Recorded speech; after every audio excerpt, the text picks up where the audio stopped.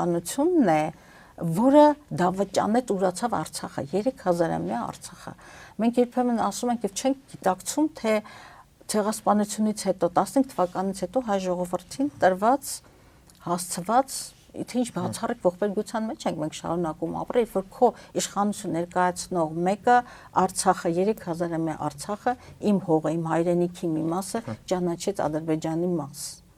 Այդ ուրանալու տեզերական մասշտաբը մենք դեռևս չենք գիտակցում։ Ես երեք նայում էի, թե ինչպես են եկեղեցամերձ այդ միջանցքում շարված պաննակալեզների մի ծապ տալիս եւ ասում ես Աստվածին դու հոգեպես կազմակերպվում եմ այդ ավտովողների մի քանիսին ճանաչում եմ չկնքված հայրենիք չունեցող ցանկացած իշխանության կերակրատաշտակին ու լափամանի մոտեցող տեսակ ինչին է ծավ տալիս ուրացված Արցախին ոչնչացվող Արցախի հոգևոր բշակութային ժառանգությանը 120,000 փախստականներին 5,000 նահատակվածներին Հայաստանի անվտանգության